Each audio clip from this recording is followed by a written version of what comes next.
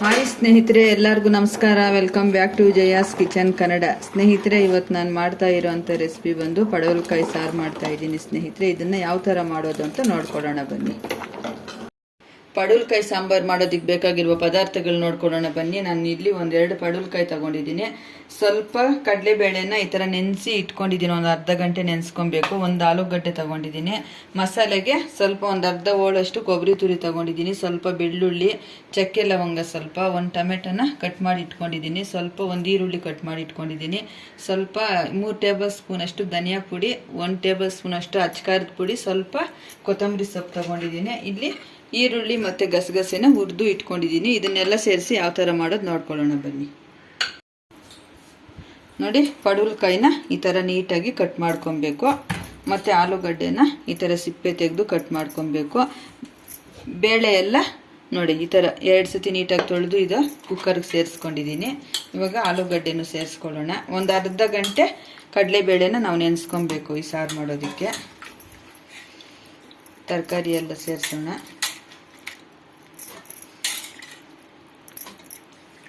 ಎಲ್ಲ ಸೇರಿಸಿ ಒಂದು ವಿಸಿಲು ಕೂಗಿಸ್ಕೊಳ್ಳೋಣ.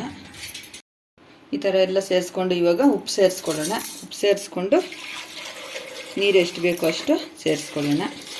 ಇಷ್ಟು ನೀರು ಸೇರಿಸ್ಕೊಂಡ್ರೆ ಸಾಕು. ಇವಾಗ ಒಂದು ವಿಸಿಲು ಕೂಗಿಸ್ಕೊಳ್ಳೋಣ. ಕೂಗಿಸ್ಕೊಂಡು ಮಸಾಲೆ ರುಬ್ಕೊಂಬಂದು ತೋರಿಸ್ತೀನಿ. ನೋಡಿ, ಈ ಥರ ಮಸಾಲೆನ ನನಗೆ ರುಬ್ಕೊಂಬಂದಿದ್ದೀನಿ. ಈ ಥರ ರುಬ್ಕೊಬೇಕು ಮಸಾಲೆನ. ನೋಡಿ, ಒಂದು ವಿಸಿಲ್ ಕೂಗಿಸ್ಕೊಂಡಿದ್ವಲ್ಲ, ಯಾವ ಥರ ಆಗಿದೆ ನೋಡ್ಕೊಳ್ಳೋಣ.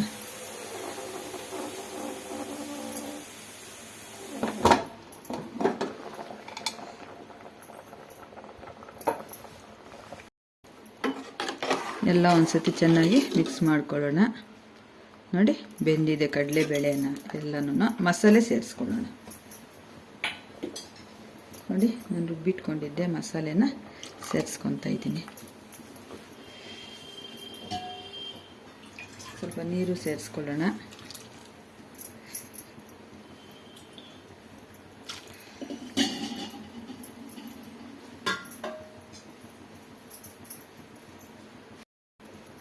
ಇವಾಗ ಎಲ್ಲ ಚೆನ್ನಾಗಿ ಮಿಕ್ಸ್ ಮಾಡೋಣ. ಈ ಥರ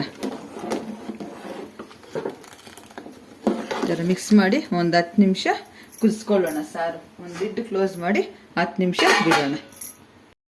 ಈಗ 10 ನಿಮಿಷ ಆಯಿತು. ಇವಾಗ ನೋಡೋಣ.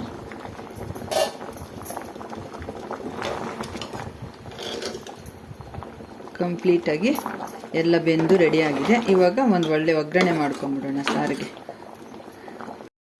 ನೋಡಿ, ಒಗ್ಗರಣೆ ಮಾಡ್ಕೊಳ್ಳೋದಕ್ಕೆ ಒಂದು ಚಿಕ್ಕ ಫ್ಯಾನ್ ಇಟ್ಕೊಂಡಿದ್ದೀನಿ. ಸ್ವಲ್ಪ ಆಯಿಲ್ ಸೇರಿಸ್ಕೊಳ್ಳೋಣ. ಈಗ ಆಯಿಲ್ ಸ್ವಲ್ಪ ಬಿಸಿಯಾಗಿದೆ. ಸಾಸಿವೆ ಸೇರಿಸ್ಕೊಳ್ಳೋಣ.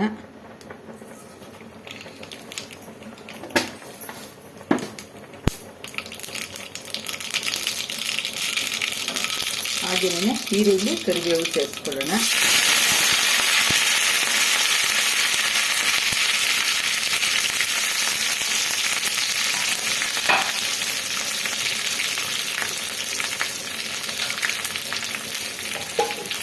ಈ ಥರ ಮಿಕ್ಸ್ ಮಾಡ್ಕೊಳ್ಳೋಣ.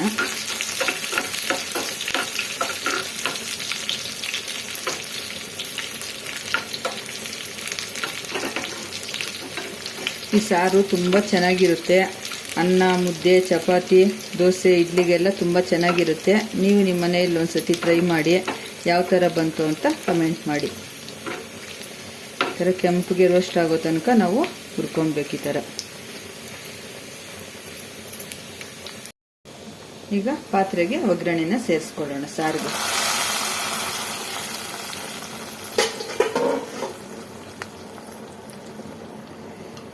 ಸ್ವಲ್ಪ ಈ ಪ್ಯಾನ್ಗೆ ಸೇರಿಸ್ಕೊಳ್ಬೇಕು. ಈ ಥರ ಸಾರು